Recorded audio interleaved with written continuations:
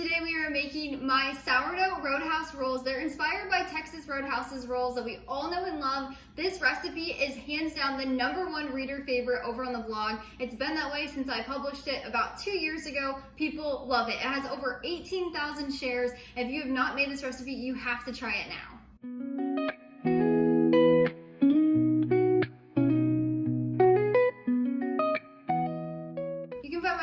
Recipe linked down in the description below. Just go down there, click that, it'll take you over to the blog where you can print and save anytime. My blog post has tons and tons and tons of helpful information on storage to even answering some questions, so definitely head over there if you have more questions and you want to learn more. I will also link my Texas Roadhouse inspired cinnamon honey butter down there. I'll also put the video up here somewhere that you can click. I have it here. I have the tutorial recorded here on YouTube. It pairs perfectly. If you love the Texas Roadhouse rolls, you need to make both this recipe and the cinnamon honey butter. So before we get started, you want to make sure your sourdough starter is fed and active. If you do not know how to do that, go down to the description below. I will leave some written instructions down there for you, as well as some guides that you can go over and check out on the blog. I have my free sourdough ebook also linked down there, so head down to the description below if you don't know how to feed your starter. So to get started, we'll add 1/2 cup of fed sourdough starter into our mixing bowl. My starter is pretty thick, so if yours is a little bit runnier or a little bit more thick, I will give you instructions as we go to help you with this recipe. Milk, 2 teaspoons of sea salt, 4 tablespoons of salted melted butter.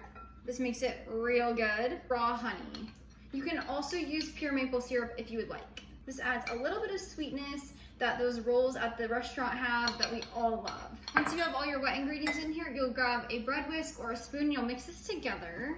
Your starter does not need to be completely mixed in. You just want to make sure everything is kind of combined. And then once everything is pretty much stirred around, you're going to have chunks of starter still in here. We'll add in 3 cups of all-purpose flour. Now, I like to add in a little bit at a time, but you can add it all in at once also. And then we're just going to stir this to combine. It's going to look like there's too much flour, but I promise there is not. Just want to keep stirring.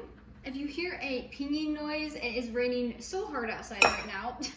So once your dough is in this like crumbly mixture, that's exactly what you're looking for. If it does not look like this, your starter is probably more hydrated than mine. If that's the case, just add a few extra tablespoons of flour. If it is more dry than this and it's not even coming into a shaggy dough, that means your starter is a little less hydrated than mine. Not a problem. Just add a few extra tablespoons of milk. We're gonna use our hands to combine it into a ball. And then we're just gonna knead this by hand for 2 minutes on the countertop. You can also use an electric mixer with a dough hook if you prefer. When your dough is kneaded, you can put it back in your mixing bowl. People tell you to clean your bowl. I never do it. And then you'll grab a lid, or you can use saran wrap, or you can even use a damp kitchen towel. Just get it wet, wring it out, and then you can put it over here. Make sure you put it on loosely. So just 2 sides, the other 2 sides are open. And then we're gonna let this sit on the counter to bulk ferment for 12 hours. So it's going to rise and double or triple in size, and you're gonna see active air bubbles in there. That's exactly what you're looking for. If after this 12 hours of rising, you do not see anything happening, that could be for 2 reasons. The first one is your home is just a little bit colder, or you live in a colder climate than I do. Or the second problem could be your sourdough starter is not strong enough.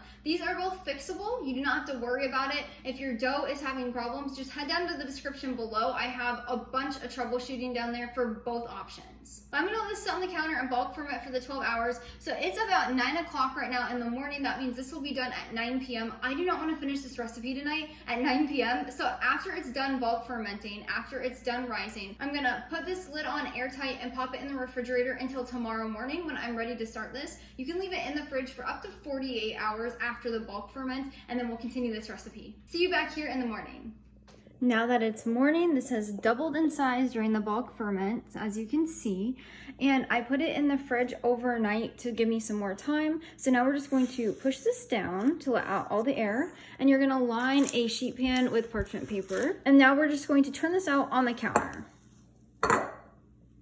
You shouldn't need any flour while rolling this dough out and shaping it, but if it does start to stick, go ahead and add a little dusting. So now we're gonna roll our dough out into a 1/2 inch thick rectangle. So you don't have to necessarily have a specific size for length and width. You just need to make sure it's about 1/2 inch thick. Now that our dough is rolled out, we're going to fold it in half the long length. So just like this. And then we're gonna use our hands to pinch this seam together. You wanna make sure it's sealed.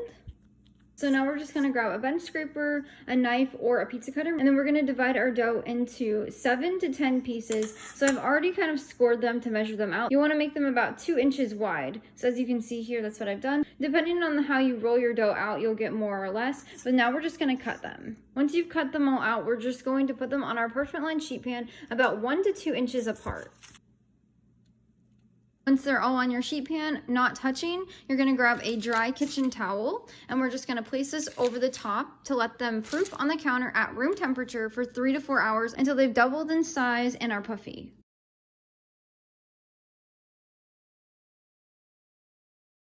Once your Roadhouse rolls have risen for about 3 to 4 hours, they should look like this. They'll be puffy and a little bit bigger. And then you want to preheat your oven to 375 degrees Fahrenheit. Once your oven is preheated, you'll bake your rolls for about 18 minutes until they are golden brown and completely baked through. When your rolls come out of the oven, they should be golden brown, and then you're gonna melt 1 tablespoon of salted butter. You're just gonna brush this butter on top of all of your rolls. So you wanna cover all the sides. This makes them so delicious, just like in the restaurant. And that's how you make my sourdough Roadhouse rolls, inspired by the Texas Roadhouse ones that we all know and love. If you love the cinnamon honey butter at the restaurant, guess what? I have a recipe. I'll link it down in the description below, as well as I'll put the video up here where you can click and watch that as well. This butter is so good. You can dip them, that's what my husband loves, or you can spread the butter on, that's what I do. Let's give it a try.